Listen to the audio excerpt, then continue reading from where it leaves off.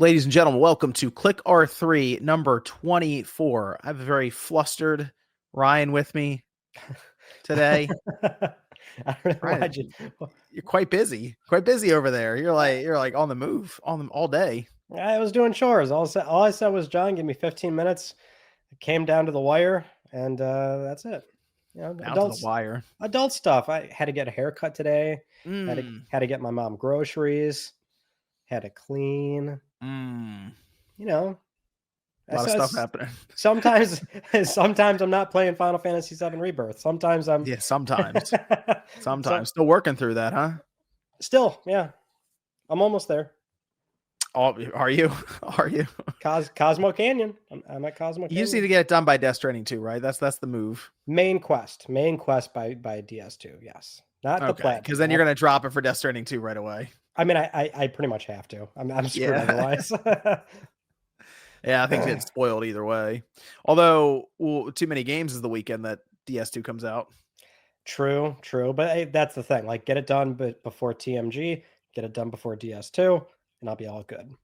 You're not gonna make the move on the early access one, are you? Because that's digital only. Absolutely not.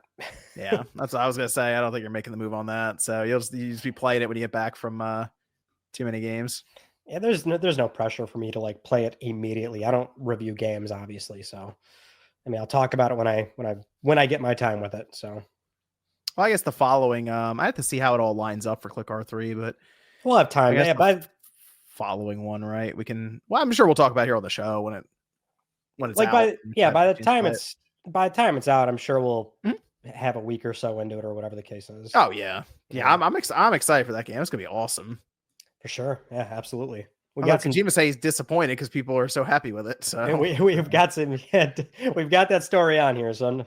Oh, do we? Okay, that's fine. That's fine. We know we've now got our Rebirth update, so we're I think we're good to go then. We're good to go. I think so. I think we're good. Want to just jump in, John? Yeah, we can just get. I have to assume there was a. I mean, I saw it. There was some craziness going on the past couple weeks. So. It's going to be as per usual, a lot of live service news, which is, get this, John, not good. What was the last time we had good? Was it legitimately Helldivers 2 came out and then the sales, and that was like the last good news we've had on live service? Helldivers 2 is really carrying the live service initiative. You know, it's funny, not to like start off on that tangent right away, but you know how like hilarious it is that like 2-3 years ago, that was sort of the, you'd hear this argument a lot of, wow, 12 live service games. That's kind of crazy. Well, they're kind of just looking for one or two of them. And hey, like they got one. So I mean, I don't know. It's one of those things, but we'll have more later to go. Yeah, over. we can get into that. Let's begin, John, with the PS Plus Essential June lineup going live June 3rd. NBA 2K25 for PS4, PS5, Alone in the Dark PS5, Bomb Rush Cyberpunk PS4, PS5, and Destiny 2 The Final Shape, which is not going live on the 3rd. That's actually available right now. So you can start playing that. So we got our Essential lineup. And this kind of goes hand in hand here, but we do have the Days of Play promotion. So it's back this year once again, their annual promotion. We're mentioning this because they do have some bonus PS Plus Extra and Premium games, which you were actually right on the money here for the Premium lineup. So we do have that padding a little bit there. PS Plus Extra, you do have some extra games here. So Another Crab's Treasure, PS4, PS5, that'll be available on the 29th. I think people will probably have access to that by the time you're listening to this. Skull and Bones, yippee, that's available June 2nd. Destiny 2 Legacy Collection, that's for PS4, PS5, available June 4th. Grand Theft Auto 3 Definitive Edition, PS4, PS5, available June 10th. And then for Premium, you got Myst and Ribbon, both the PS1 games, available June 5th as well. Which those are like some OG classics for sure, those point and clicks, yeah. I mean, I know Skull and Bones is funny. This would be the time that I would try it, though, when I don't have to technically put out any additional money beyond the subscription. I don't know if it's the move for me, but if I was ever curious about it, this would be the time to give it a download and try it. Otherwise, though, for the Essential, Bomb Rush Cyberpunk, I have to make sure you say that right, is actually a pretty cool game. If you haven't, it's spiritual successor to Jet Set Radio. I actually have it physically on the PS5. I hear that a lot. It's that spiritual successor that like Mhm. it's pretty damn good. Yeah, but it has like skateboarding and other stuff in it too. Yeah. I was gonna say because like NBA, it's a sports game. I feel like everyone buys that if they want it already. Alone in the Yeah. Dark's like not that kind of like reviewed mediocre, did it not? I don't think Yeah, yeah. yeah. So that might be the one. I mean, a Destiny 2 Final Shape. I guess they have so I'm a little confused on this one, and maybe it's just Destiny 2 in general for me, or where it is. They have the Final Shape available. They had it on their blog on May 28th, Mhm. and then they have the Legacy Collection on June 4th. Right. Uh, isn't the Final Shape is like one of the newer It's like that expansions. last big expansion, yeah. Yeah, and then I'm just by reading it by the title, I guess the Legacy Collection, wouldn't that be like all the Destiny 2 content or a good chunk of it? You're asking somebody that actually doesn't know. I wrote that down and read it to you. I'm a little confused as to how that works exactly when they give you like the new expansion before all the other content. I mean, here it is on Steam, and it really does just have like all the other content and That's stuff, what it like is, the like 30th anniversary pack, the witch thing and all the other like big Lightfall, Witch okay. Queen, Beyond Light, Forsaken, Shattered Throne. I don't know. I'm not sure why you feel like it'd be reversed. I don't know. I think this is like part of the problem people say with Destiny where it's like not very like there's not very good onboarding. Like you're confused Yeah. as to like what there is and what you should start with and do you need all these content packs and I wouldn't even know. I really wouldn't. Yeah, but you know what? You know what the problem is? We all go, you know what? I'll just wait for Destiny 3. It's like, Eh, well, yeah, well, I don't know if that's going to happen at this point.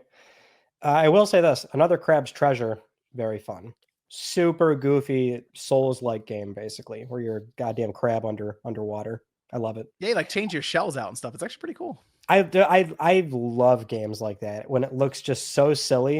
It doesn't take itself seriously, but it's also like challenging too. So I really want to shout that game out. That one's really good. And then yeah, Mist and Riven, definitely some OG point and clicks there. But let's get into the actual full days of play promotion. Which, John, I don't know about you. Is this not like the time to buy like anything basically? So some pretty aggressive sales going on here. We do have the confirmation of that Call of Duty Black Ops 6 bundle. It's going to be $399 or $449 USD if you're here in the US. PS5 Pro is getting a sale, $649 USD. PSVR 2 is $50 off for both the standard and Horizon Call of the Mountain bundle. You can get $30 off for a DualSense Edge, 20 off for a standard DualSense, 20 off the Access controller. PS Plus members can save up to 33% off until June 11th. That's for new or upgraded memberships. Very big caveat there. But yeah, it looks like this is the time. Yeah, I mean, at this point, with uncertainty around pricing, they dropped the price temporarily, sure, for their sale, which runs to is that June 11th? Believe June 11th. It's some of it's skewed, like some ends a little bit sooner, I think, but I think all of it's or most of it's June 11th. Yeah, I mean, even if you can only find the digital bundle, which is 400, you can drop that disk drive on later down the road, if that's the case, and it still comes out better than the normally $500 price point. And you get Call of Duty. I know is every year you get another one, but technically it is extra value. It's a game right out of the box, along with greatness that is Astro's Playroom. But it's interesting because everyone else we're talking about prices going up. We have a $730 Xbox Series on the market, and then Sony even dropped the PS5 Pro $50. I don't know if I'd still be like, oh, this is it. Get the PS5 Pro at $650, but it's still in complete contrast to what they're doing with like Microsoft in this case. Yeah, like that I guess that was my question is how much wiggle room do they have for this annual promotion? Like that we all were expecting this, but PS5 Pro, I wasn't sure if like we'd see anything off the Pro. I mean, if you were not sold at 700, I don't know if an extra $50 is going to do it for you, but like if you were on the fence, I can't see how like this is not like the time. Not to like fearmonger, but it's like, they literally said they got 3 months of stock.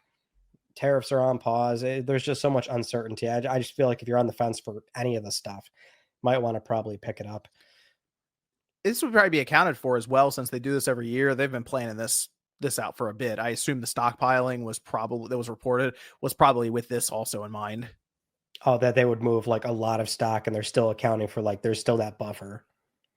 Yep. Mhm. I would feel like it. In fact, this might have been one of the main reasons they were stockpiling, knowing that they were going to have probably a 2-week run of just increased sales in general. I mean, even looking at the DualSense controllers, I mean, the Edge controller, okay, that's still expensive, but yeah, even $20 off a DualSense wireless controller. If you still have one of the launch ones and it's looking a little suspect, this not a bad move here either. So Not bad at all. I was actually going to say the Edge looks pretty attractive at, well, 170 still a lot of money for a controller, but yeah. What I about don't you know. saw the games too? Those are, you get physical copies of those things. Yeah, they're always running like various game sales as well. So there's like a ton of, I mean, it'll be like live on the PlayStation Store. It'll be easy to surf through all that stuff, and the physical copies will be discounted on their main site. I do find that PlayStation's like direct center for physical games is never really priced that competitively though.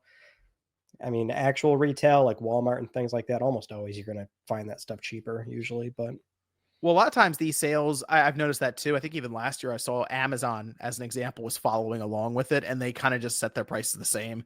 So yeah, if you have Amazon Prime and I don't know, you want to get Sackboy Big Adventure for like $20, there you go. You can get it Prime shipped and get a physical copy. not too bad, not too bad. I always like to point out the sales where we always talk about digital sales. It's nice when you get a sale that's like actual physical games as well. For sure. So it's good to have all that back this year. Yeah, might be the time, might be the move. I do also want to quickly point out we have some games leaving PS Plus Extra and Premium. So you have until June 17th for this. Only 6 games. That's Monster Hunter Rise, After Us, Rogue Legacy 2, Inscription, Avicii, and Vector, and then one premium game leaving is Kayak VR Mirage for PSVR 2. So make sure you get your time in on those as well. Monster Hunter is like a 200-hour game. Monster is probably the big one out of all that. Yeah. I was gonna say a VR game out though. It's like, oh man, another VR benefit's like gone again. There's like only a handful left now at this point. My recommendation here is Inscription though. If you've got like a couple weekends coming up, play that one. That one's really good. Make the move. All right. Let's get into some bad news, huh? PlayStation Stars shutting down. I saw this and immediately I figured you like dropped your knees and like screamed at your ceiling there. Well, it's just dumb, you know? It's like like I felt like this was targeted at you specifically when I saw it pop up. Well, why me? I'm not like a PS Stars fan over here. It's just, you're the only one who seems to remember it exists half the time. Well, it's a rewards program. Like, God forbid you're spending all your money on PSN and you buy like primarily digital. It's good to have something there than nothing. It's like 4% cash back, basically. You know, you'd be a fool not to like sign up to it and use it. Like, never trade like your points for the fucking collectibles. If you earn them, cool, for free, but like never like pay for them. Right. But yeah, they're shutting it down. So they said they're not accepting any new memberships. Full closure is going to take place November 2nd. Current members can still earn digital collectibles, points, and level up until July 23rd. So it's pretty much going to shut down very soon. And then after that, there's not going to be any new campaigns, additional rewards, or status upgrades. Now, as a reminder, PS Stars launched September 2022. So we're like less than 3 years with this program. This is just embarrassing. Like they barely even had it for that long. And it seemed very fleshed out. Like this wasn't really, it's not like an afterthought thing. Like they had all those collectibles, the little cabinet on your profile. It's like, damn, this thing looks pretty, like under 3 years, you're closing this thing down. And that's after like, there was like 2 or 3 occasions where it was like offline for like a month or something. We thought they forgot about it even. Yeah. What the hell are these people doing? Like you can't give customers 4% cash back. That didn't work out for you, huh? Some people were trying to, everyone's trying to figure out what happened here exactly. This does seem weird, as you mentioned. I saw some say that there was a change of plans and like they were going to attempt to link this to something like NFTs or so. I just think that when they were going through it, I don't know if they changed their mind or had second thoughts, but this should have always been tied at least into the console to some level. Even if it was down to, you could have your collectibles on display more in your profile, or I mean, I think the obvious thing here would be is if you did have a plan for some sort of social PlayStation home like experience and those collectibles could work into it and you can decorate your place with it or something like that, along with the rewards, which you're right. That was the big reason to cash your points in, whether it's sometimes they put up a game where you can trade your points for just outright, or you just get, like, I would just get coupons back. It's like, oh, here's $20 to use on the PlayStation Store or something. Great. Right. But that was the thing is I don't know if they were trying to, I assume they were, come up with something new that's trophy related to where you're accomplishing and earning stuff, but it always felt separate from the PlayStation itself. So that there's a whole other hurdle you got to go over or go through to get people to even download it on their phone in the first place, and then also log in and then keep track of that. So I assume they're going to try something else. If they do that and maybe launch it with the PS6 or a few years from now or something, that they then think about how it would integrate more so on the console side, so you don't need to pick up your phone to do all that stuff. I would love to think that's what's going to happen. They did say that they're like going to explore new opportunities to do another program like this. John, I just think they just spent more money on it than it's worth. That's what this is. It is like basically 4% cash back, but the whole point is to like encourage consumer spending in a way where it's like you end up actually spending more money, just broadly speaking. I don't know. I look at this and I'm like, oh, you guys were spending too much on this. Because remember, halfway through, they also stopped allowing PS Plus memberships and renewals to earn points.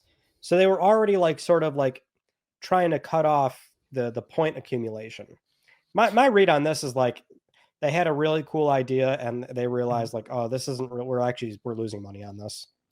Do you think the collectibles just weren't that interesting to the vast majority of people, and that they weren't able to funnel like the points there? So as you mentioned, everyone was just spending it on things that actually cost Sony money, whether it's the coupons or the subscription services or something, because you feel like if you pull off, just as what we've seen with something as basic as changing the colors of your character in a Fortnite or different skins that can make a ton of money, the collectibles, maybe they just didn't have the kind of pull that Sony thought they might. But with that in mind, you got to do a little bit more to get people to want to buy in, even if it came down to, as I mentioned, be able to just display it more so like on your PS5 in some way with it all linked together. So maybe that's what it is. Maybe they come back with something that's a bit more tied in. And I still think there's room, just me, I think there's room for something PlayStation Home related, but if the dream's dead, it's not happening. I can't. It's so weird because we're in a world of like social media, and in a way they were ahead of their time with that, just with all the metaverse stuff that people were talking about for a year or two, and now Fortnite's kind of turned into that. They were off by like this much. They were so close. Hey, Phil Harrison redeemed. He was onto something. He loved PlayStation. He was the one that championed that and actually really got it through the door. I don't know. I mean, I really thought it would have been cool to have like the trinkets on the console. It personalizes the profile a lot more. It is pretty neat. Would everyone just have the Jim Ryan bobblehead on their profiles then? Dude, I loved how you put that bullshit on your thumbnail. Someone had to. I'm like, this clown, he knows what he's doing. Someone had to. Actually, you know what though? They actually did say on the blog, they said like after the closure, the collectibles aren't like leaving your profile. Right. Like they're gonna stay on. But it would be just only visible from the mobile app. So maybe there is something to it as far as them coming back. Maybe. I just have to think I can't help but think like it just wasn't worth it. Yeah. So you're right. The whole point was engagement, user interaction, and maybe just in that case, it just wasn't there. Yeah. When they got rid of that, what was that one feature? It was that good player, bad player. No, you remember on when the console launched and there was that community thing on the profile where you could like, accolades. That's what it was called. Accolades. You could like send an accolade to another player and it was tied into multiplayer games and nobody used that shit. And it stayed on profiles for like a year after the closure. Then they removed it from profiles. So maybe it'll be something similar to that. I don't know. Let's move on to some, I guess, somewhat inspiring news here. So PlayStation's May event is not happening, but maybe June is.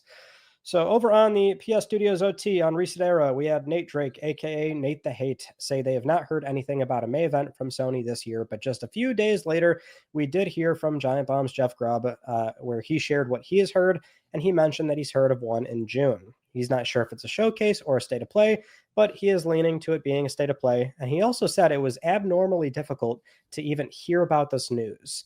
So perhaps Sony is really locking down the amount of people that are privy to this info before they end up doing some kind of event. Which, mind you, we are at the end of May. And they have really liked the end of May the past few years. So people are definitely wondering what's going on here, but maybe they're going to be closer to that straight up, like in the midst of the not E3 SGF season. Yeah, I mean, we're trying to figure out what it is. I mean, the anticlimactic part would be it's a Death Stranding 2 state of play or something, right? We don't need any more information on this, though. We have plenty of it, so that's why I'm like leaning away from that. It's what's the point? I've thought about like the showcase is probably out because I feel like then it would be very difficult to keep that one under wraps in general. Outside of just what Jeff Grubb is the only one who's mentioned it really so far. The thing with Jeff, though, is that he's like, it's only him, but the one thing he seems to be always dead on accurate with is these shows. Right. In particular with the PlayStation ones. It's like the one thing where if he usually says something, it probably does ends up happening. The only thing I think of is he has heard from a third party who has their game in it. Right. Like that's usually what it is. Like they know someone who has their game being presented, but because the person that's having the game presented isn't also organizing the entire thing, they don't know if it's going in a showcase or a state of play. So it could also be like a partner state of play kind of thing. That's where it becomes difficult to know exactly what to expect. But if I had to take a guess, then probably a state of play and probably more leaning into the partner side. I mean, anytime I think a rumor like this pops up, you just always expect like a sort of worst case scenario. Think of a state of play. Think of it being partner focused, third party focused, and then anything extra we'll learn as they go. They do always outline ahead of time, at least, here's the state of play coming and here's what's in it, by the way. No announcements from PS Studios or announcements from all of our global partners, things like that. I mean, they do have like a responsibility to eventually hold these events just because of their publishing partners. So very likely they could say something soon. There's also, I mean, because we have SGF, Sony likes to give Jeff usually one or two announcements sometimes. So I think we're not far away from them saying something, but obviously there's still a lot left to be to be desired here, I guess we could say. Got a handful of things. First party, yeah. Still waiting for Marvel's Wolverine. We need gameplay for Saros, which we know is coming this year. Mm-hmm. Yep. We would have thought Fair Games, but that's not shaping up that well. So yeah, there is that. Maybe they'll show more Ghost Iote. I mean, there's definitely things they could say. There's just obviously they're still behind on a lot of stuff right now, but we'll wait and see. Could be like with the Sony Santa Monica thing that keeps getting kicked around. That's news about that that's been thrown around, so it could be something there. At this point, they should just consider showing. I mean, how far out are we from the PS6 coming out? I mean, we're a couple years away. We if people are going to lean into the 2028 thing, we're a couple years away from them just talking about the PS6, and then it's like, okay, hold on. So if you show a game right now that's 2.5 years away, you're almost showing a game that's going to come out next to the PS6. Yeah, exactly. Everything we're like hearing about nowadays is I would say pretty much locked in for like a PS6 version. Yeah, see, to me, you might as well, even if it's a couple years out, you might as well show it because you're just showing us the back half of the PS5 generation at this time. Mm-hmm. I mean, a lot of the studios might be in a place too where they just don't have anything like ready as far as materials go. Yeah, it is kind of nutty how much resources it'll take for them to like just do something like that, like prepare a trailer. Sometimes it's just like a pain for them. They don't even want to do it necessarily. Well, I mean, I would think that at this time it's got to be getting close to at least showing Wolverine. Well, yeah, Wolverine you would definitely expect. I was also thinking like maybe another thing for Intergalactic, although that almost reads to me like maybe like a TGA's thing, like another like a year later TGA thing. Start tying it to Jeff Keighley. Have him show most of it for some reason. I don't know. Hey, I mean, yeah. I mean, I guess he was talking with Neil Druckmann on stage about The Last of Us Online with the concept art, and they're like, "Look, we'll give you the other one that didn't work out." That, I mean, the Last of Us had a formal reveal at the VGAs, and that was like a Jeff Keighley hosted event too. So I don't know. Jeff and Naughty Dog, they're like this. Kojima's in the background getting furious. He's getting jealous. Oh, here's hoping Sony's got some more stuff to talk about at the end of June, so a month from now, because we're kind of missing that. I mean, you can feel a little bit missing that May state of play, that May showcase. Kind of feel like we're missing it right now. But think about it. We'd be talking about it right now, basically.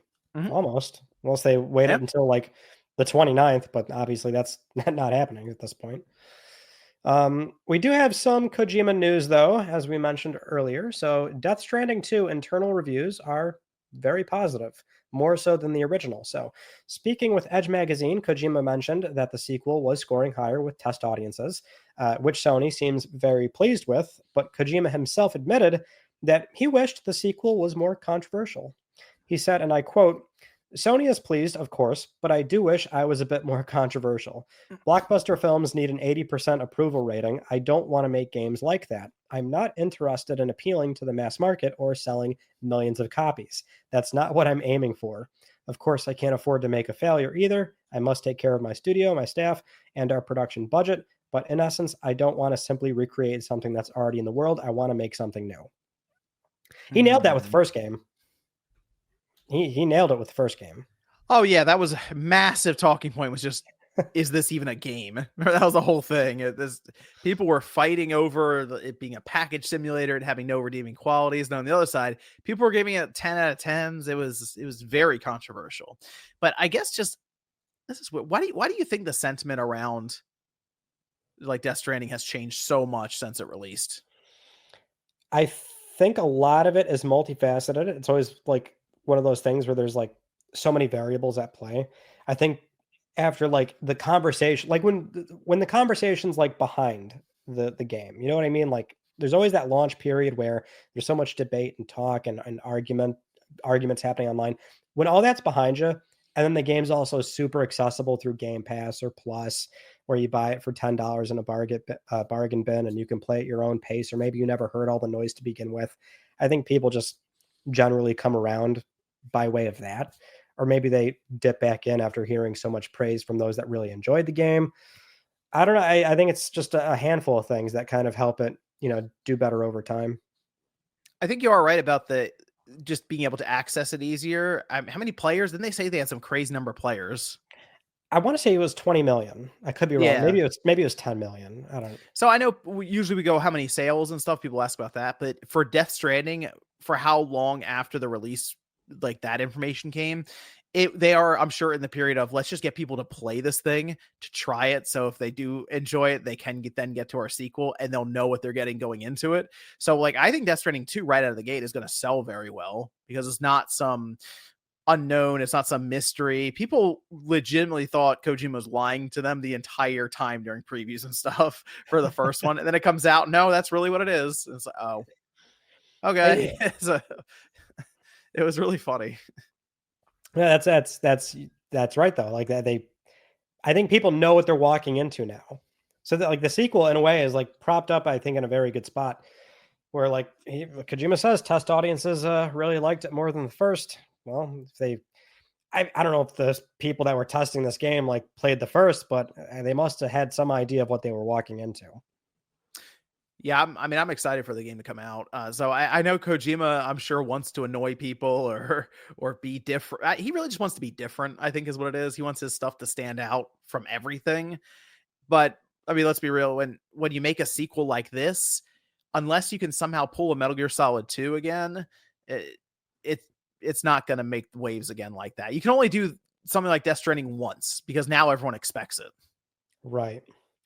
And they expect it and sounds like they like it.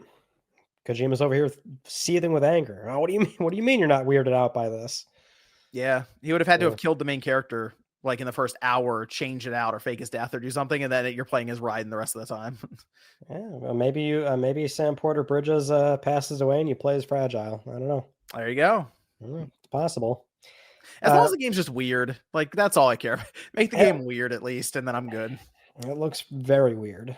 Now, we did also have Kojima say something pretty obvious here. Thought it was at least worth pointing out. The tactical espionage new IP action game, Phison. is very far away. So he did Okay, I've say been calling it Fizzant. I need to make sure I'm not wrong, right? Hold on. Is it Fizzant or Phizant? I don't, John. I don't know. We talked about Okay. this before. We don't know if it's Fizzant, Phizant. I just realized I've been calling it Fizzant. I know. You know what I do? I just kind of go back and forth with it because like at a certain point, that means I was like right probably, unless Kojima comes out and says like, oh no, it's a Fizzant. Yeah, Fizzant. I've been seeing it like physical almost, but Fizzant. That's how I've been looking at it. I've leaned towards Fizzant. I think I naturally called it Fizzant. Yeah. Okay. But, That's fine. I just was like, oh man, was there like a video that Ryan looked at and was like, it's Phizant. Okay. And this whole time I've been saying it wrong. I really do go between the the two. That's fine. But recently, Kojima was speaking with the French magazine Les Films Français. Kojima was asked if he wanted to work on more films. He said yes, absolutely. But he said he was like very busy working on DS2, OD, and this game. And so he did say for this game, it's like 5 or 6 years away, which like, yeah, obviously. So there's your reminder as far as like progress. If you're wondering if the game's like, if he's like working on it actively, I imagine it's still like in that super early incubation period because that game's basically like a 2031 PS6 game. So far away. I mean, I'm sure that's not the most exciting thing for PlayStation 5 owners to hear right now. But then on the other side, he knows at this time that he's targeting the next gen system. Sony has a close relationship with him. So I'm kind of curious what he's going to do with that new system. Very curious. You know, it's also interesting though. He's actually like not what usually you hear these like, 5-6 year timelines. And I think it's always hard to say like, oh yeah, that's for sure like a timeline they'll stick to. But shockingly, like he was doing the same thing with Death Stranding when he inked that deal with Andrew House back in 2015. And sure enough, it did come out in 5 years. He was not far off at all. Or no, 4 years. Death Stranding was 2019. Yeah, so his estimations are not exactly far off. So I think I think a lot of it is he already has most of the conceptual stuff figured out before even starting and before pitching and stuff. So I feel like in his mind, he already kind of knew what he wanted to do with Death Stranding. He already knew what he wanted to do with Fizzant. He already knew what he wanted to do with OD, and I think sold the idea to Stadia and Google, and then that like obviously dissipated, and he then takes it to Microsoft. So he has a USB drive that he left. Did you see that part of the story? That sounded crazy. Yeah, he's got all these ideas, and he's like, "Well, I know I'm going to die at some point. Let me leave this for my team." That's grim. So he leaves the USB stick of ideas after his death that they can use. Well, think about it though. If this game takes 5-6 years, he'll be like 66 or 67. Yeah. I mean, John, we need that USB stick. Yeah, he'll be doing like film or something at that point. I feel like Fizzant's like his going to be like his big crowning achievement to make Metal Gear Solid basically without Konami. You think that's like the swan song? You think that's like his last game? I mean, when you get up to you said like 67 or so, he's gonna be that's I'm sure he wants to do film, and then how much time do you have left to do film at that point? I don't know. I mean, he still looks like a Greek god. The guy looks amazing for his age. It's insane. So. Yeah, but you still have to think about it a bit. It's in his mind, obviously, because this was all about this entire thing where this information is coming from was about when are you going to do film? He's like, well, it's going to be a little while before Fizzing to get done. So maybe after that. Well, and then maybe after that goes back to games because he's going to be working until he's like 99. He kind of feels like but that's the thing though. He can be the idea guy. It sounds like he is with this USB drive. But like, I feel that he could be the idea guy who doesn't have to be in the trenches at the office constantly because he built the studio and he really wants it to work. So he's working overtime constantly. I feel like he'd be the guy that can kind of direct and point and give ideas and then let, as he's kind of mentioned, the Kojima studios that they've built up kind of take the reins on it. I wonder who's next in line at Kojima Studios to like lead the whole team. That's a good question because whenever we see Kojima's like studio, we only ever see him really in the pictures or like so I don't know. It's hard to say. I'm sure there's like some sort of bigger names in the upper hierarchy of the studio that I just don't know, but there's got to be somebody that's like lined up to carry the torch. Oh, there's definitely somebody there. I'm sure that he's like kind of his underling. So. Yeah.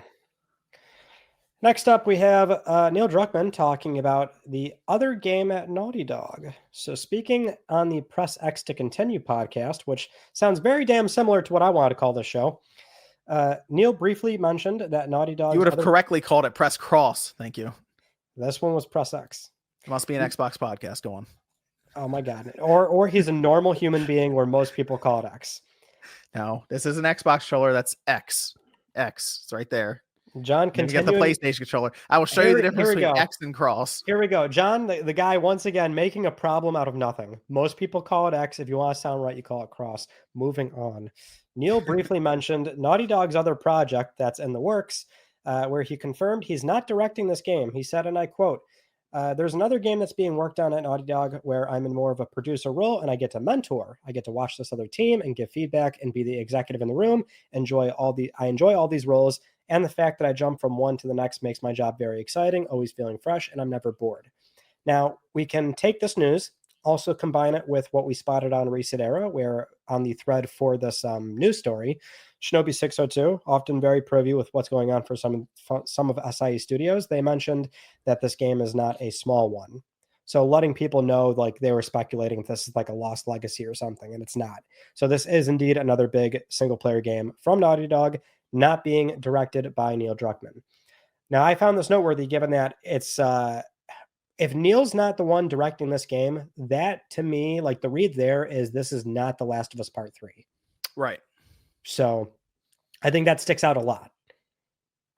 I mean, do you think it's just a new Uncharted game? Here's the thing, right? Like I don't know. I am inclined to say it's like a new IP, another new IP. I would love to think that's the case, because I think back to did he say this in that blog post? And it was like when they canceled The Last of Us Online, but I think it was there where they said like, don't worry, we're not going to be The Last of Us studio. I think that's him saying that under the guise of like we've got like 2 new things coming, like we're definitely like moving past that for now. And that's why you keep getting this sort of back and forth language with The Last of Us Part 3 and if it will or will not happen. Like, because I think he definitely wants to, but like as far as the pipeline goes, like that's far away, I'm thinking. Yeah, you're right about the Last of Us Online thing though, where they say they want to be the Last of Us studio, but you think about that entire project and how many assets and stuff that are kind of left over, which maybe they find their way into Last of Us Part 3 someday. But a new IP could technically also use a lot of it if they wanted to. But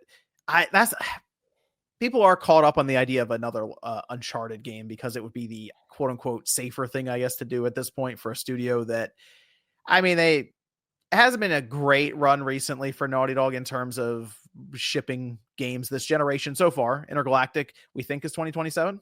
So if they all of a sudden show up at the end of the generation with 2 releases, it's like, oh, okay, well, there you go. They had 2 new games for the generation. Okay. They can kind of flip the perspective then at that point, the perception on them. So if it's a new IP, I'm very interested. If it's Uncharted, I'm still interested, but then it's kind of the situation we talked about Death Stranding 2. We know what to expect. So I have no idea what to expect at Intergalactic. That's a cool feeling to have, right? Uncharted though, I mean, it's going to follow, I assume, his daughter, and it's like we kind of already are starting to piece it together a little bit. Yeah, that's the running theory on that one.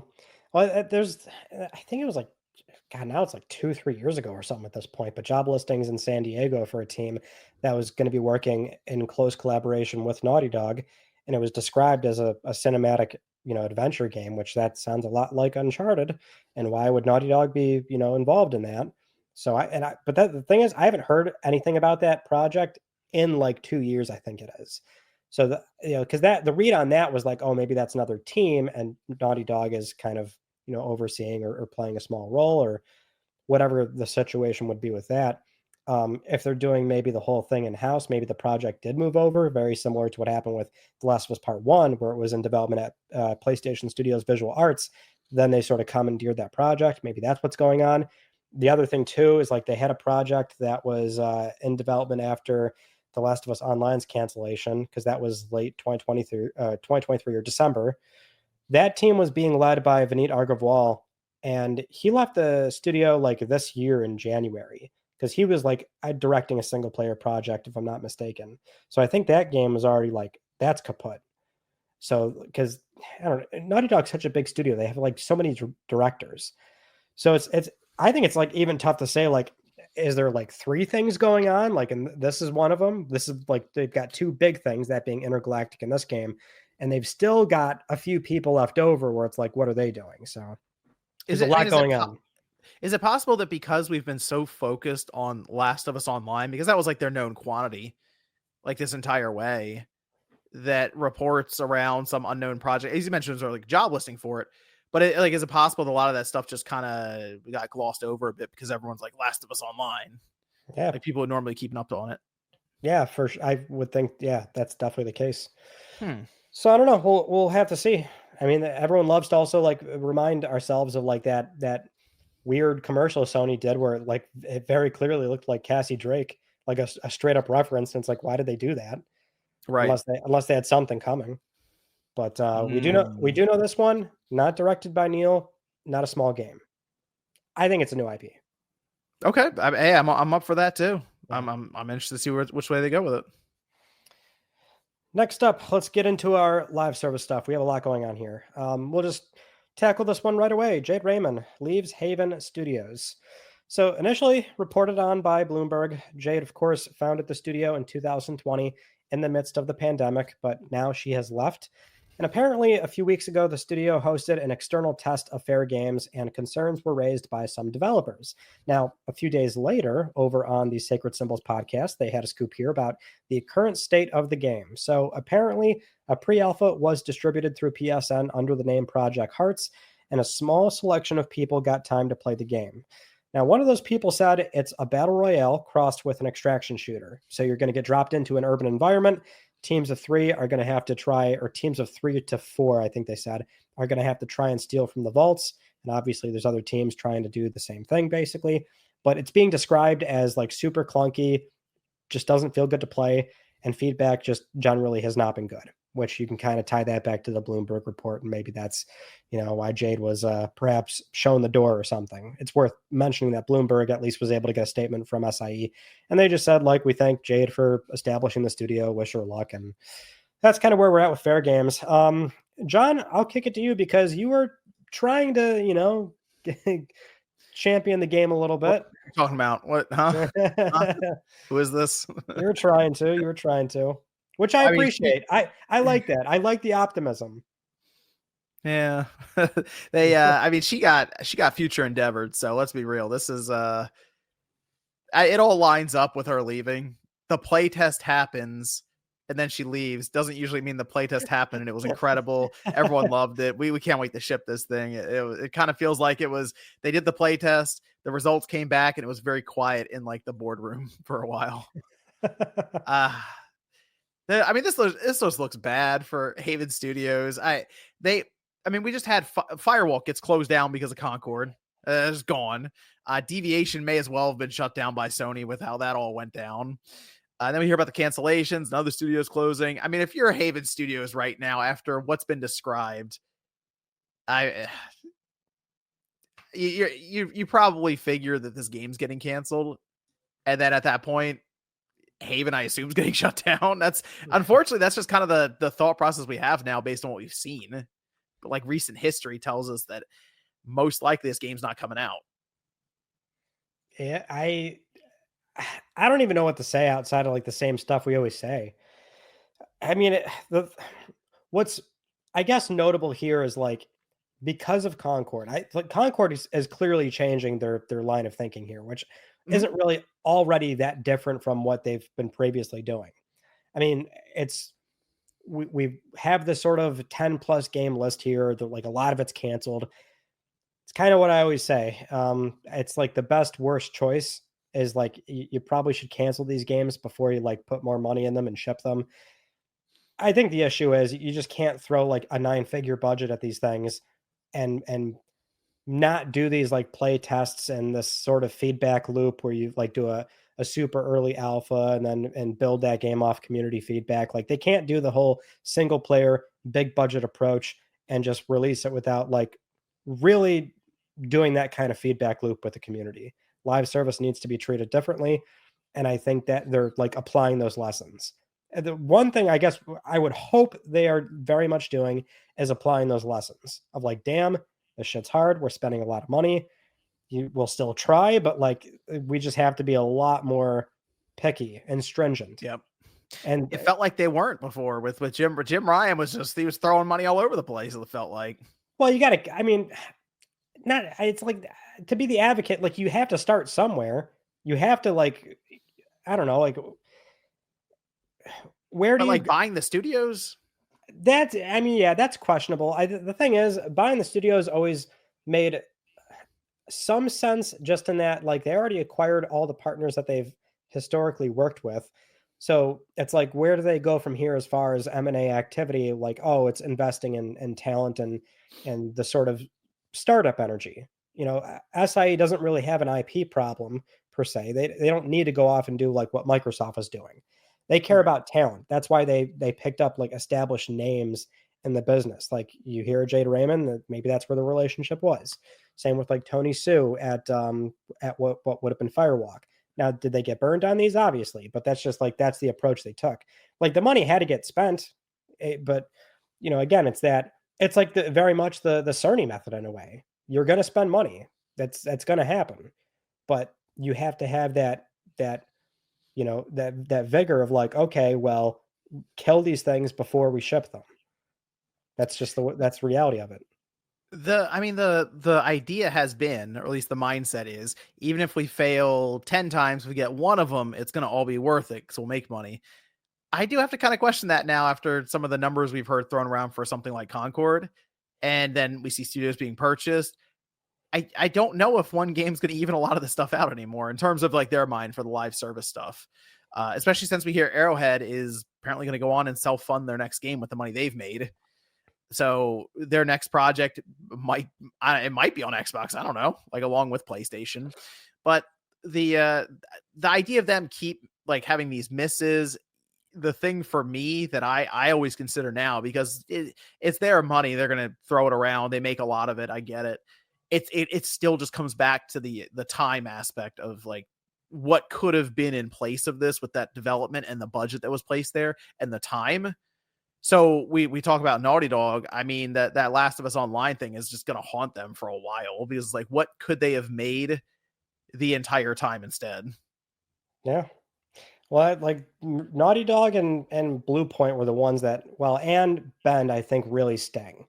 Because it resets their timer. I mean, Bend is, well, actually, okay, so Bend and Blue Point, right, are probably like in a really bad spot given that they're not massive teams. Like they pretty much do one game at a time. And Bend, you look at like, it's like, Jesus Christ, these guys have not put out anything since Days Gone. So the timer is reset on them again with the recent cancellation. And again, Blue Point's not super huge. They were only doing, as far as we know, only one game. At least with Naughty Dog, I mean, God forbid, they're a huge team. As we just mentioned, they've got multiple projects going on. So they're sort of playing catch up. It still sucks that like they're behind on that, but I don't know. It's the other thing too, is like, this was always additional capital that Sony gave SIE. I'll always keep reminding people about this. It was additional capital. The money was never earmarked for single player. In fact, the money earmarked for single player was more so than what PS4 got in its later years. So the company was just spending a lot of money, broadly speaking. Now, could we make the case that like, hey, all that money should have went to single player? Sure. But this is a public company. They were going to do live service at some point. And now we're seeing them do it. And it's just been a shit show. But I think there's some questionable decisions in terms of how they're doing it as well. Like we see Fair Games, and I think you've even discussed the idea of what if they went back into their vault and grabbed a known IP and tried to build that as a live service or an arena shooter or something multiplayer related that of course you can sell battle passes or skins or whatever to Resistance, Killzone, SOCOM, what have you. To where instead we see Fair Games, which looks like a Ubisoft game, and you know, you see the people behind it kind of lines up there. But that game, right from the start, just the look of it and the name, it almost felt doomed right away, the way people were talking about it. Whereas if it was the revival of an IP that people remember from like their almost their childhood now with how long it's been. At least you get that immediate pop and excitement as opposed to what happened with Fair Games. Well, John, I think you're misremembering though. The point I always make is that what people really want? Do you want these sacred nostalgic IPs, and do you want them live service-ified? If that makes that's the point I always make, is that I don't think I could get behind seeing a Killzone or Resistance be brought back in that circumstance, because it would be the live service, heavy monetization, forever game, and that's not how we remember those IP. It's not. I don't look at Resistance 2 with the 60-player battles or Warhawk, and I don't know. I can't really get behind the idea of like doing familiar IP and transforming them into that. That's the argument I made, is like, if they're going to do live service, make sure it's additional capital, a lot of newer studios. They're doing that. New IP. It's unknown. You're not going to mess with IP that people care about. It's like, if they're going to fail, I'm just in a weird way happy they failed this way, not in the other direction. But it's like, okay, all this happened. Right. What do you do now? What's next? Yeah, because I think this was always going to happen. You have to have them fail. What they do the next 5-10 years, especially under new leadership, that's going to be the real telling question mark. Okay.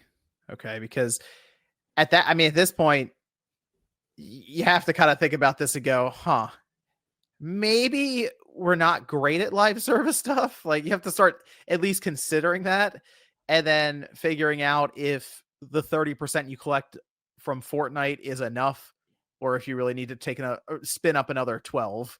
I assume you spin up 3 or something. Like, maybe you bring it down a notch. You're like, you know what? Maybe not so much there. Maybe we work towards a couple new ones. And maybe one of them is a spin-off from a known IP, or like how we hear about this Horizon multiplayer game. It's like, okay, at least it's an IP that has some brand power. Maybe like that would make more sense to me than here's Fair Games. And it's like, oh gosh, it's just the purchasing of studios, without ever working with them, was just always weird. And it's just, maybe this is a good way for them to have a bit of a lesson for them with that too, rather than what they've done in the past with like Insomniac, which has worked out great for them. You just get to know the studio, work with them consistently, and then eventually, okay, this all makes sense. It lines up. We have a roadmap. Let's buy them. And I think that's a great segue to our next story here. It is. Which is Bungie. God, there's a lot going on with Bungie. A lot. I mean, good God. The plagiarism scandal. So there was some assets in the alpha that were very clearly pulled from an independent artist named Anti-Real. They had to come out and acknowledge that and apologize for it. Then we got a report from Paul Tassi over at Forbes about Bungie's morale being in a free fall. Paul spoke with current and former staff, and right now studio leadership and Sony are considering their options for adjusting the marketing plan for Marathon. So there was like a new trailer coming out next month, and maybe they're going to be changing that. And this public beta going into August, maybe the roadmap there is going to change. Apparently Sony has like no marketing spend for this game either, coming into the fourth quarter of this year. There was also a separate video from Paul discussing Bungie's situation, and I guess like they need the Circana sales for this game to be like in the top 5 for the year. We had Destin Legary talk about this with former staff, and they're again placing a lot of blame on Bungie leadership. Some of them saying like maybe they should just get absorbed into Sony. There's like a lot of things being said about Bungie, and Marathon is just the enthusiasm. It's weird. Like, it's not been like amazing. It's been very like mid, players falling off. It's not like a Concord scenario, but it's like clearly like, oh, this doesn't look good. Okay, so the Bungie thing is crazy to me because we've already talked about how Marathon has been going through it and it's been a struggle, and that's without any of this. I don't know this is where I don't know what you do if you're Sony. This is an actual time where I'd be really unsure as to what the path forward is, because people already figured Marathon was going to come out and struggle. Here's the thing. People always use because of the way Sony's reputation's kind of been tarnished for the live service stuff after Concord. People are calling everything Concord now. And Marathon was one of them. Oh, here's another Concord from Sony. but I think it was going to do better than Concord. If anything, Right. you have the Bungie crowd that will at least give it a shot. And then maybe after that, they realize not for them because it's an extraction shooter and they lose all their gear. And they're like, yeah, let's go back to Destiny 2 or whatever. But they were at least going to get a shot at it. Now I see people who are like, that's like kind of the last straw. I don't really need to play this game. It's like they're stealing art again. It's like the 4th or 5th time they've been caught doing it.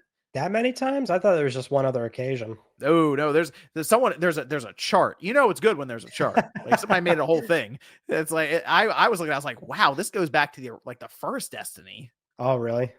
Yeah, so people are pointing out all these different things. There was one situation now where they were apparently like in court overtaking an idea from somebody or like the writing the story even, and in order to try to prove it, because they keep vaulting their content, they had to go get YouTube videos of like the old stuff because they can't show it anymore. They don't have it. Oh. It's so weird, right? The situation. But it seems like this is just a recurring thing with Bungie where they are just like straight up swiping assets or artwork or fan art, whatever, and it goes into the game.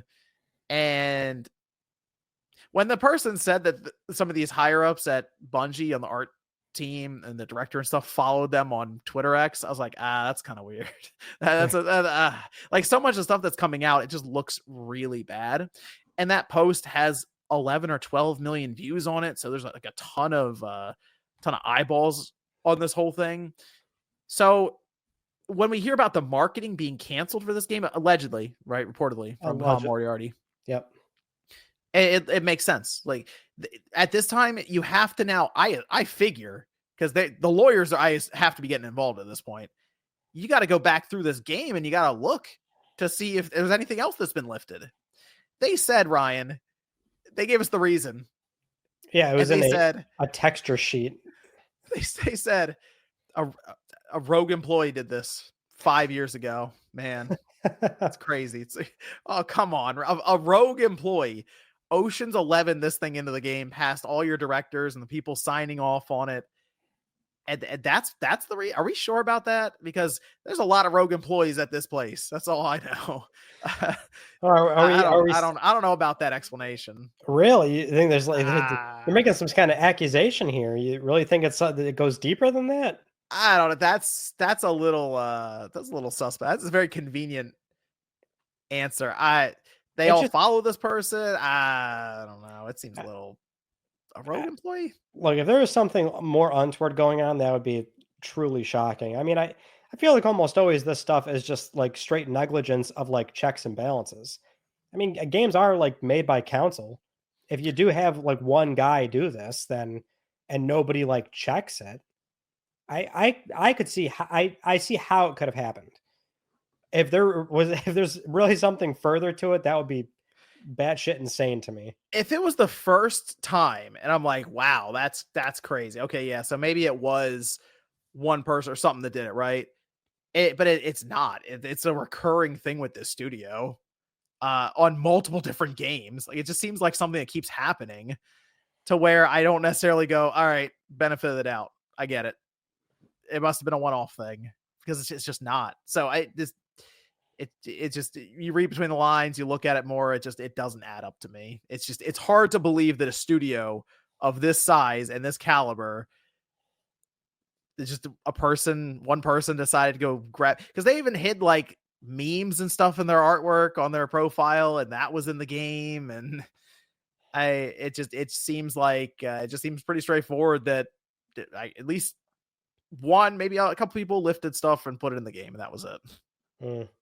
I mean, but the thing is though, like that's one of like a litany of other issues that going on with this studio. Oh yeah. No, that's the thing is this. I mean, at this point, I think we can all look at this as, I mean, it's just a disastrous acquisition for Sony. The point was they spent over $3 billion. It was like 3.2 or something like that, with like, they had bonuses and stuff that they did too. And the idea was it was going to make them better at the live service stuff. That's what I figured anyway. Of course, they get Destiny.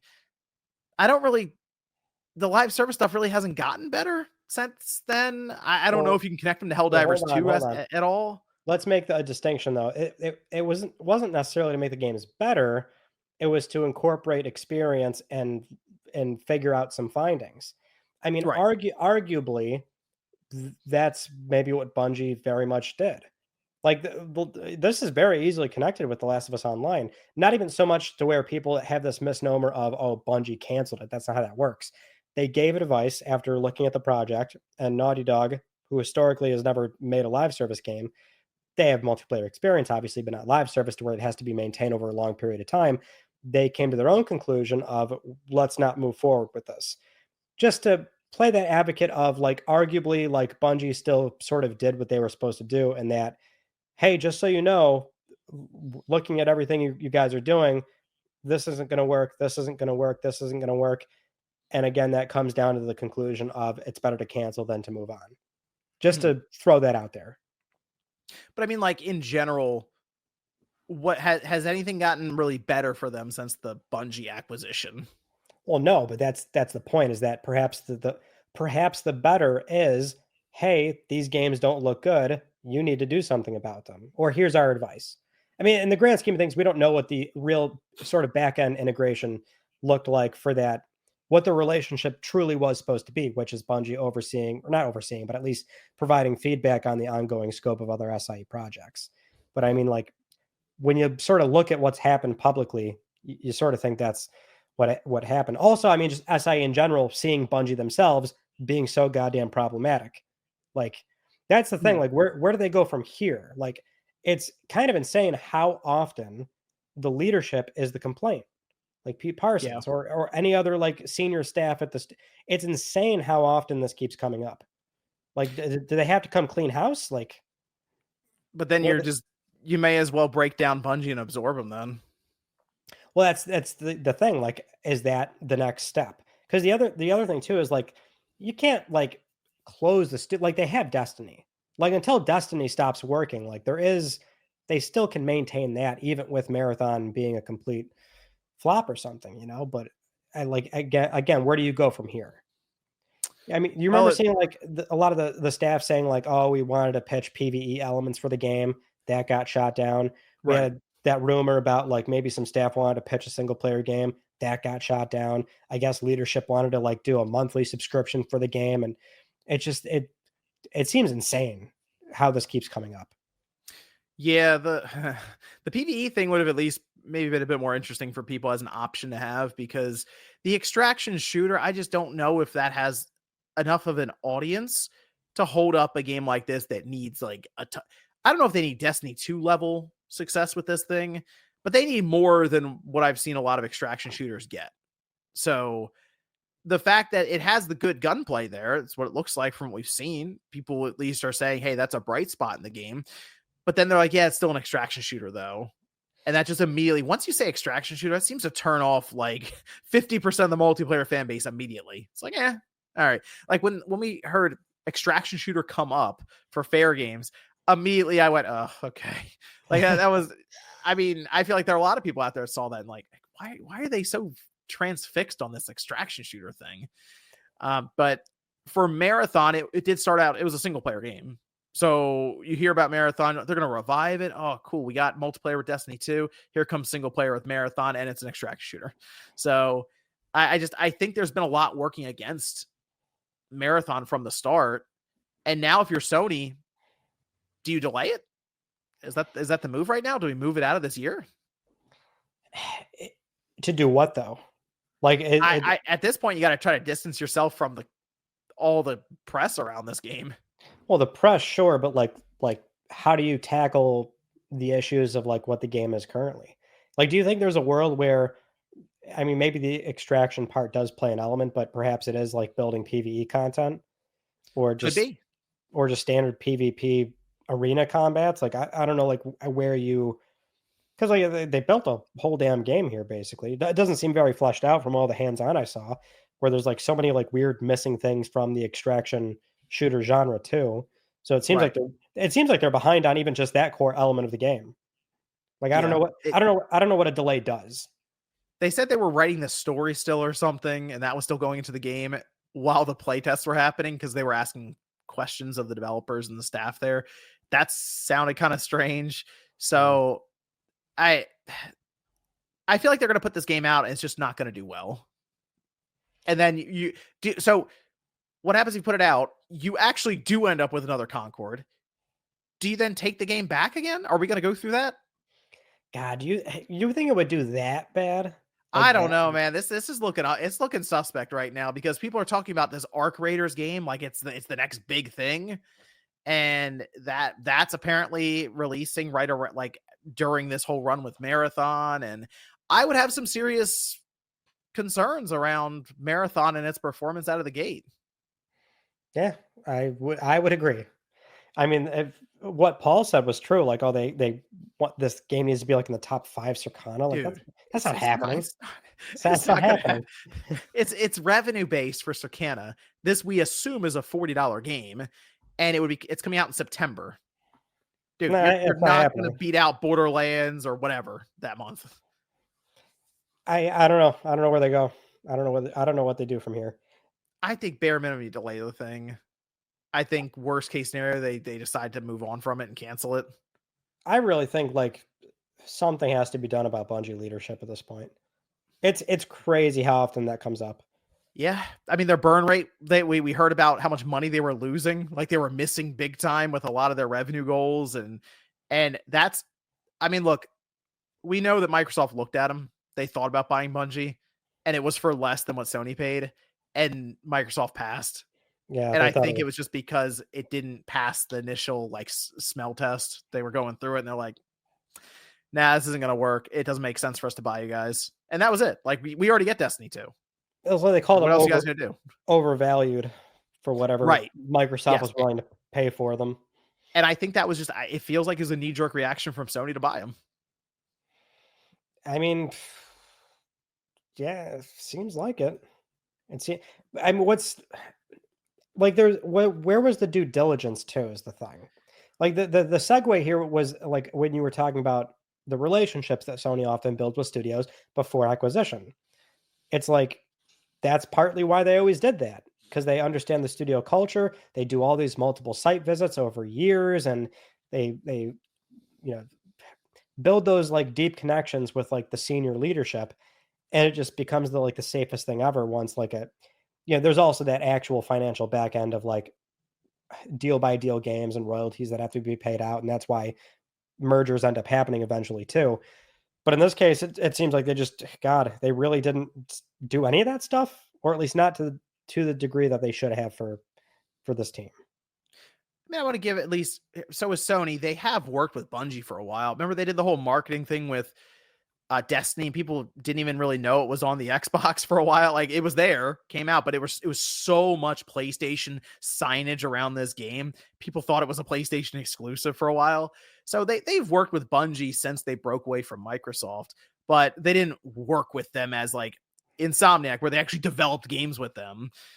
So that I think was the big misstep, was them. I mean, I'd say, but like trusting Bungie. So if you look at their past, right, they were with Microsoft for a while, obviously with the Halo series, and they ended up leaving Microsoft, not because necessarily Microsoft wanted to leave. They just, apparently Bungie was like, hey, we're going to develop, this other Halo game with 343, and then we're out, we're leaving. And they go with Activision.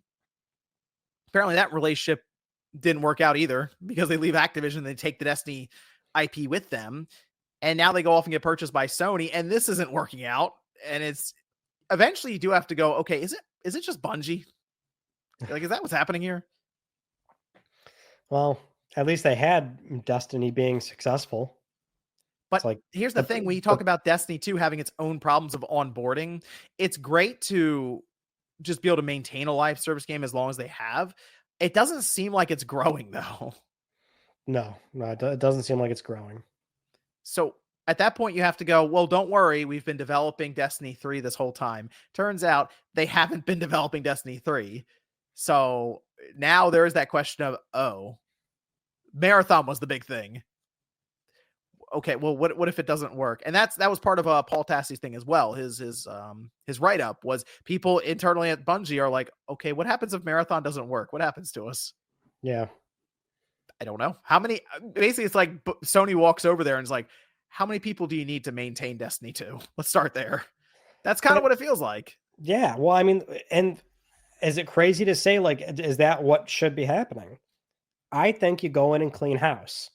Yeah. I think you get rid of senior leadership, or at least the ones that are constantly like get like go to the studio, big site visit, do this like very thorough like investigation review process, understand what really needs to be done to break down those barriers and salvage it.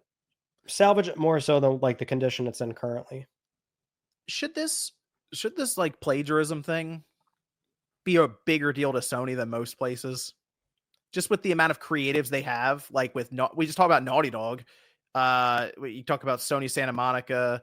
Like, should this be a big deal? This should be like plagiarism. We're attached to plagiarism now because Oh yeah. we can phrase this two different ways, Ryan. Bungie plagiarized artwork in Destiny in Destiny, but they plagiarized artwork in Marathon. Or we could phrase it as one of Sony's big first party studios plagiarized artwork in Marathon. I fully expect that SI is pissed. They've got to be like really annoyed with like very much what you are proposing. That's the thing. PlayStation, I think that's part of also too why they are so willing to cancel all these live service games after a Concord, after like Destruction All Stars not doing anything. You know, like they are very boutique. They care about the brand image and the status and notoriety of their games. They've got to be super pissed about this. Like Reputation. they've got to, I think, just go in there and start really figuring this out. Yeah, that is they're very a lot of artists and creatives there. Man, that's got to be frustrating to see that happen and be like, great. Okay. We're attached to plagiarism with this. All right, great. And because we've talked about how like the studios will help each other out sometimes and to get games shipped, they'll sometimes move over and try to get some projects done to help out. You want Bungie coming over to help? How you feel about that? Just borrow some assets real quick. Yeah, I don't know. It's I think it goes deeper than just like the Marathon at face value. I think when that kind of a story breaks and it has that many eyes on it, I think it's a bigger deal to Sony, just in general, like you're saying. 100%. I completely agree. Now, you did mention earlier briefly about Arrowhead. That is our next story here. So, real quick, Arrowhead did say I ruined it. Whoops. Arrowhead did say that their next game will be 100% self-funded, where Arrowhead CEO Shams Yorjani recently mentioned this on their Discord. They explained that Helldivers 2 did so well that their next game is going to be fully on their terms. They even went out of their way to answer somebody on the Discord where they were asking about, that relationship with Sony, if it was bad or something like that. And so Shams responded with, and I quote, "No way, PlayStation are great. There would be no Helldivers if it wasn't for them. We're open to working with them again in the future. They are incredibly game dev oriented, solid partners, and this is me just saying that, not blowing smoke up their asses." But it does raise a very good point of, Sony funded Arrowhead throughout the first and now the second game, blew up, did really well. And Arrowhead's coming to the conclusion of we have enough money to go off and do our own thing on our own terms. Which I'll tell you this, like, I think that's great for Arrowhead. I mean, good for them. Like, it's like so rare that any game studio can sort of have that attitude of this is all on us, baby. We can fund our own game. We are set. We're happy. And we'll go off and do our own thing. Bet on yourself. Yeah. It'd be even more impressive if we don't know, but if there was an offer floated by Sony to buy them and they turned it down. Yeah. Well, that's the, like, I'm sure very clear missing context of Arrowhead probably didn't want to be bought. Maybe SI never made an offer. I'm sure they might have had a conversation there, but there's also like no pressure, I think, necessarily to do that, considering Helldivers 2 is live service, still ongoing. For all we know, maybe that conversation never took place. Right. It is funny though that like, and this is not the first time this happened at all, where Sony will fund a game, fund a studio, and we hear this all the time. They are game dev oriented, great partners. Usually it's like they always sort of blossom these projects and these IP. And if they were never like fully acquired, or if Sony doesn't like flat out own the IP, in this case they do, but it's like so often you see this happen. And then that team is like, great, now we'll like leave. Now we'll like do our own thing, or we'll go get a different deal. Sometimes they come back though. That's the Insomniac story. So I don't know. Sometimes I think like maybe Arrowhead will eventually come back. Maybe they'll still do a marketing deal. Who knows? But I think it's great news for them. Well, they're kind of tied at the hip anyway with Helldivers too, aren't they? Like, I mean, it seems like they're going to be together for a long time then, just because that's such a moneymaker for Arrowhead as well. Right. Yeah. Well, that's why I think I wouldn't be surprised at all if there was like no merger talks happening at all. Because there's just I don't think there's really any pressure. But if they did, that also wouldn't be surprising either. Also, we're kind of thinking of them, obviously Airhead, as more of a multiplayer studio right now. Maybe they would just want to go and make their own single player style game that's not like incredible, like $100-some-odd million expensive, you know? Yeah. We have no idea what that next game is. Yeah. But I think that's awesome that they can actually go ahead and say that, because like Mhm. damn near nobody can say that nowadays. Right. Now, listen, John, actual good news. And God, I mean, is it really a surprise here? Housemarque has no plans to do live service. Speaking with Eurogamer for the studio's 30th anniversary event in Finland last week, this would have been like 2 weeks ago now at this point, the studio head and also the creative director were talking about premium games, and basically said if people are still buying premium games, that's what they're sticking with, saying, and I quote here, "Our philosophy is that our games are an experience for a certain time of your life, and you experience that within a few days or weeks or whatever. It's a unique experience. You have it, you get something out of it. Maybe you come back to it, but you don't need to play it for the rest of your life."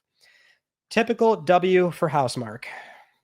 Yeah, that's the kind of stuff I want to hear. So that makes sense to me.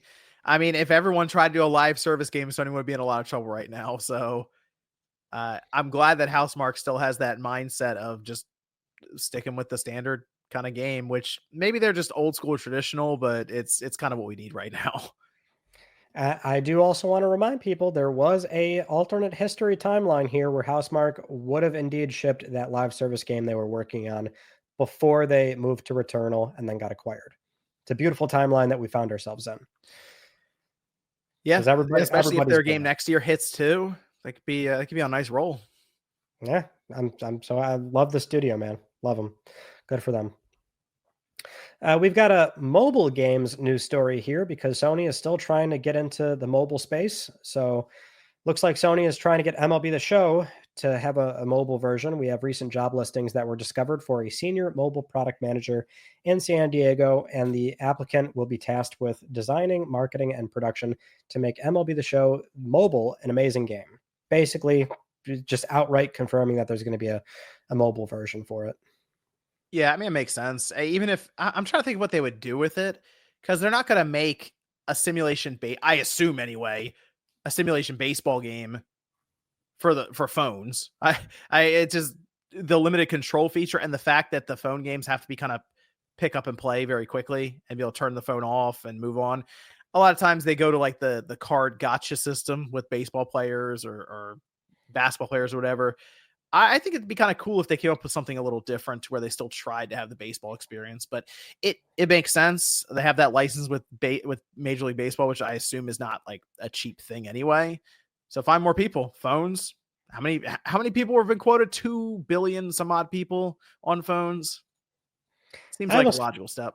Yeah, it seems like this would maybe be their first actual mobile hit. They've tried mobile so many times historically, like years ago. They always do these initiatives, PlayStation Mobile or PS Minis that are like also running on PSP and things like that, and then Sackboy Run, and like they've tried. And then more recently, making a formal establishment of PlayStation Studios Mobile, scouting talent from Apple Arcade, that went south. A lot of turnover, acquiring would have been Savage Game Studios at the time, but then they were renamed to Neon Koi. Then they shut that developer down. Like these, SI just can't fucking figure out mobile. Maybe this is how they do it. Yeah, it seems like it would. Again, it has brand power with it, obviously, for baseball. If they have it ready for when a season is starting, or strangely enough, if you have it ready for when the playoffs start, that's another good time to launch it. I assume this is something we're still a ways out from anyway. But that's the other nice thing is you have that kind of that press that just happens naturally with the season. So this does feel like one they can, if they if they do it right, they should be successful with it. Because you can also get MLB, Major League Baseball, to advertise it for you during games and stuff too. So it all lines up. It should work unless they develop just a terrible mobile game.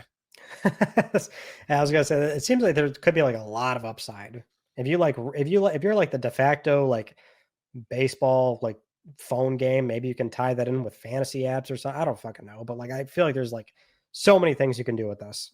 It's got to be free to play, right? Yeah, you would assume free to play. Like it would be like the live service mobile game too. So they don't release a new one every year. It's the same damn app. Just new seasons, new player rosters updated, things like that. Maybe they'll finally figure that out. It seems like every 2 weeks, though, John, we always have a new Microsoft game getting confirmed. This time, it's Senua's Saga Hellblade 2, confirmed by Ninja Theory. The Enhanced Edition will support PS5 Pro and DualSense haptics and triggers coming this summer. You can wishlist it now, and an LRG physical print is confirmed. And we also are hearing from Nate the Hate over on Twitter that there is an update for Starfield where the intent apparently is that they will be announcing that this year, and the gap between announcement and release should be minimal. So if they do eventually talk about this, you can expect to probably play it on your PS5 relatively soon. And we got physical copies coming for you, Ryan. Yes. Yeah, I'm very happy about that. It's cool too, because like the first Hellblade was exclusive to PS4 for a little bit. Yep. Now it's coming back home. Senua's Saga Hellblade 2. Even though it seems like people did not really love that game.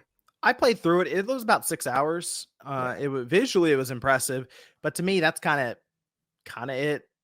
I wasn't blown away by necessarily the gameplay or anything else. It was fine, but the visuals are the thing that were really impressive, and it's going to take advantage of the PS5 Pro.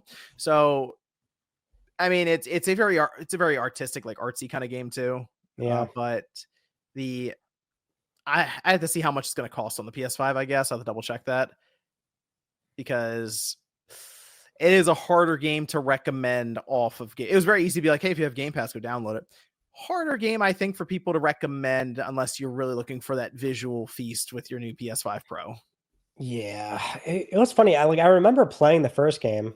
Well, I don't just remember. I platinumed it, and like gameplay. I do not remember like loving the gameplay.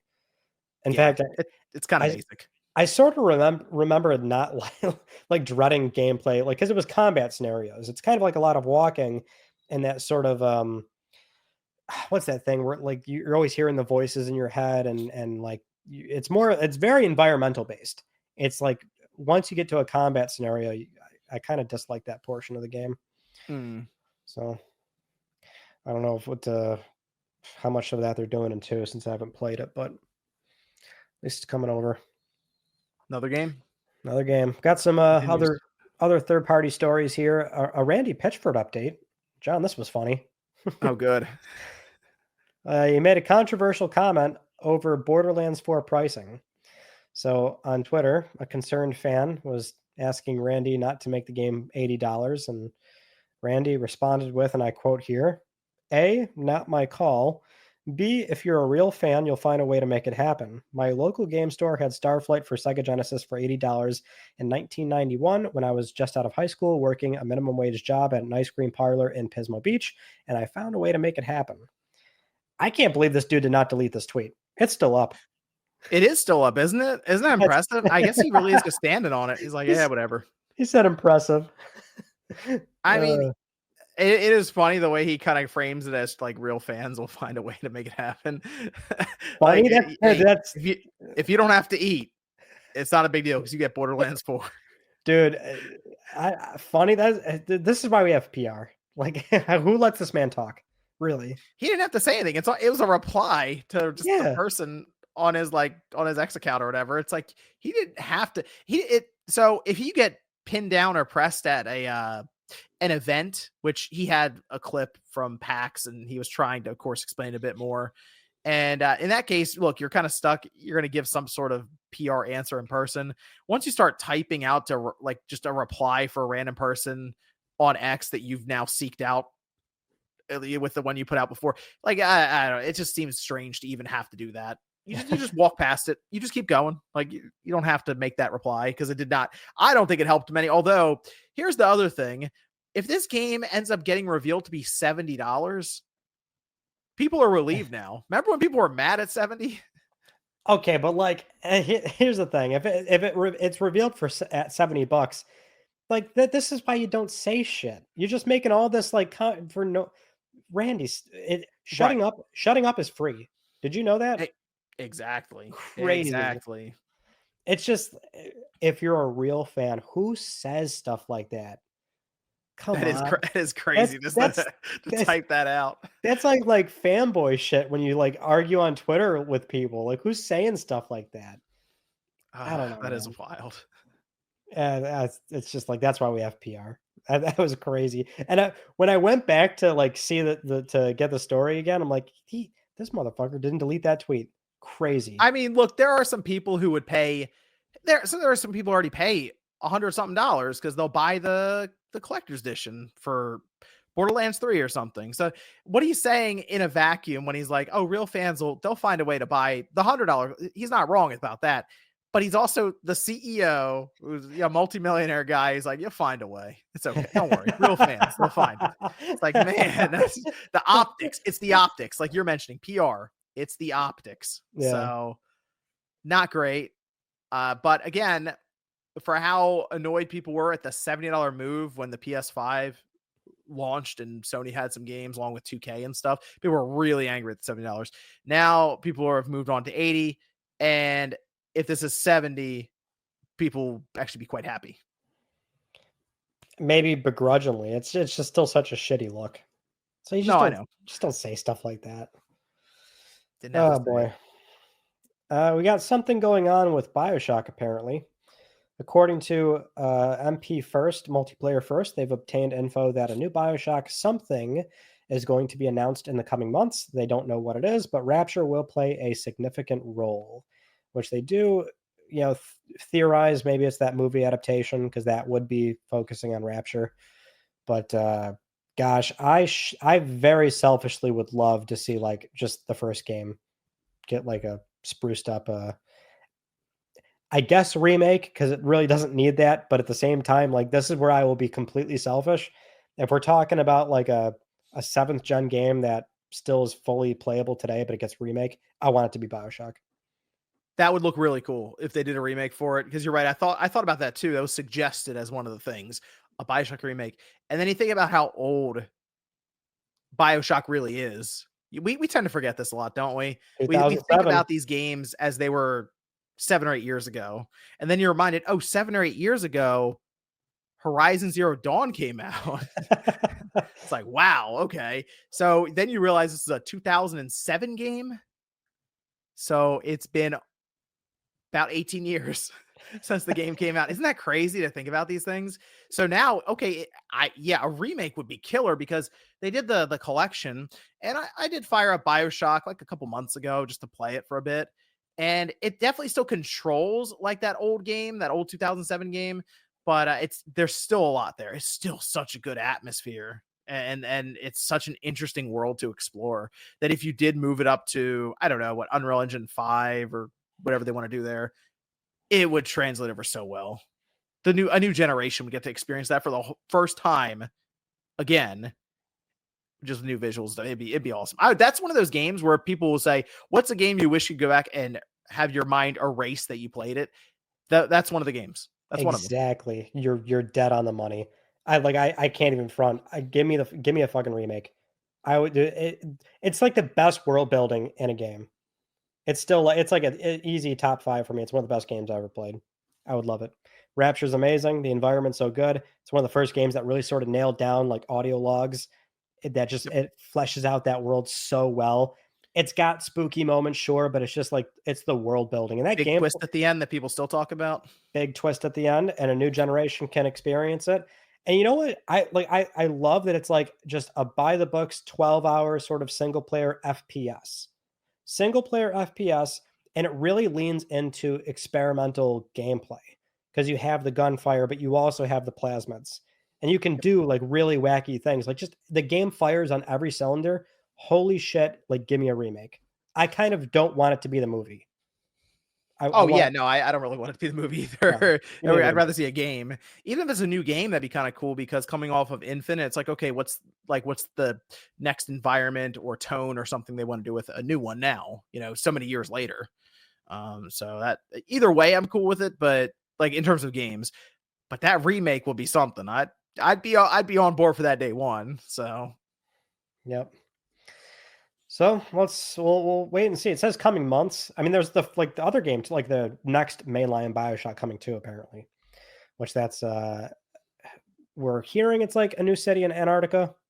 I can't believe they haven't like gotten that game off the ground, or at least like it's taken this long to get a new Bioshock. yeah, That's kind of insane to me. taking a bit. I don't know. I don't know why they're dragging their feet on that. Although I don't remember the sales of like Infinite. Like, did it underperform? I thought Bioshock Infinite did pretty well. Yeah. I mean, I wouldn't be surprised if it's one of those things where it's like, like the sales of the series declined after every single game. But I imagine Infinite still did well. Bioshock Infinite. I think okay, this says it sold around 11 million units. Well, that would be very good. Yeah, it says right here, 11 million units. It's the most popular in the series history. Oh, it's the most popular. So it says GameIndustry.biz. Oh, shit. That's so weird that they would not get the next one out the door. Yeah, I don't know what that's about. Maybe they just, I mean, it could also come down to getting the right people behind it, the team, schedules, I guess. It's really hard to say. Or who knows, maybe one got canceled and they rebooted it and came up with something new, or it's kind of hard to say. I mean, people didn't realize this, but dude, Judas disappeared too. Yeah, well, that's the thing. Like Ken Levine left the franchise. Also, Infinite had like a very troubled development cycle. Maybe that played a role too. No, but I mean, I think even like Judas, while we're talking about, that's like, that was supposed to be out. They never they never delayed it. They never updated anything about it. It's supposed to be out like in the first half of 2025 or something. Well, hold on. It's not the end of June just yet. I swear it was supposed to be out like in the first, like by the end of their fiscal year. It was something. Actually, I forgot about Judas. Well, I didn't forget about Judas, but I didn't think they were like targeting the first half of this year. Here it is. Yeah, it's that long awaited, quietly delayed. It was moved to TBA. Yeah, they said it would release by March 2025 at the latest. Oh, okay. Well, that's well past that. Well, when in doubt, pull out old reliable. TBA. TBA? To be announced. We'll get there.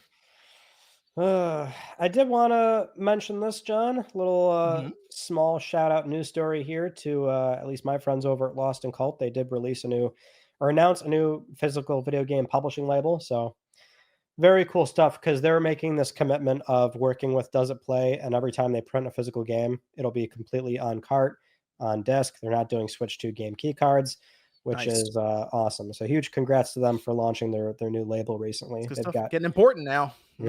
As we go. They've got 4 games up for pre-order right now. Special edition ones that are like low volume, but there's also retail editions as well. So it'll be good for all those games. That's all I've got for you. It's actually been kind of on the quiet side outside of all the bad news stories going around. So we could jump into a PSX Go and Give It To You if you're ready for that. All right, let's see the PSX Go and Give It To You. What do you got? Oh gosh, John. PSX Go and Give It To You, the topic of the show where we go over something nostalgic, cool, old about PlayStation history. I've been spending a lot of time on PS3, surprising nobody at all. And the thing I ran into again, and I was like, oh yeah, these were kind of fun to always watch. It was Pulse. It was a weekly series that Sony did, very similar to kind of like a PlayStation Underground style thing. So Pulse was this weekly, I believe, it was weekly, a weekly video series hosted by Audrey Cleo. You could download them to your PS3. So they were just straight up video files that you had to download from the PS Store. Usually they're like 6, 7, 8 minutes long. John's pulling up a Pulse episode. You got to love it. And it's very much the sort of like This Week in PlayStation style presentation. So you'd have Audrey Cleo come in. She'd talk about games that are coming out that week, new downloadable content, show off some new game trailers. They would also do something very cool towards the end of the episode where they'd always show off the top 10 downloads on PSN. And they would also do a top 10 for, at the time when Sony had TV and movies that you could buy and rent from the PlayStation Store as well. So you'd have a top 10 for video content on the PlayStation Store. And I actually kind of liked Pulse. I think it was like a decent model because it was like a free thing. It's not like you were paying monthly for the core magazine. So it was kind of nice to always be able to get this weekly thing show up and just give you some very brief news. And Pulse was something that they didn't really do that long. I know that much. Top 10 downloads of June 2012. This is back during Pulse July 3rd, 2012 episode. Let's hear it. What games? Okay. Number 1, Call of Duty Modern Warfare 3 Collection 2. Second game, Call of Duty Modern Warfare 3 Collection 1. Batman Arkham City Harley Quinn's Revenge. This is just like collections and DLC. Okay. Hold on. I'm getting a really good one. Okay, so Battlefield 3 Premium is number 4. Number 5 is MLB 12 The Show, Road to the Show, 6,000 training points. Which that's a really late show though. You got to find like an earlier one. And it's just, I'm looking at this. I'm like, okay, one of these top 10 downloads is literally currency in the game. Yeah, that's why like you're looking at one that's like one of the last shows they ever did. I can't remember like when 16 years ago, 2009. Oh, 16. Okay, that's pretty good. That's pretty good. Christina Lee with the moderate green screen effect. Oh, Christina Lee. I thought it was Audrey Cleo. Am I tripping? Wait, what did Audrey Cleo host? I don't know. I'm looking at it right now. It's Christina Lee. It is Christina Lee. Audrey Cleo hosted something for PlayStation. Now I can't remember exactly. Maybe she hosted later core episodes. Maybe it wasn't Veronica Belmont for the entire thing. Sometimes this is when with PSX gonna give it to you. Ryan just like thinks of this shit off the top of his head, and he doesn't like do the due diligence to get actual like firm. I gotta check them all. What's real? What's not?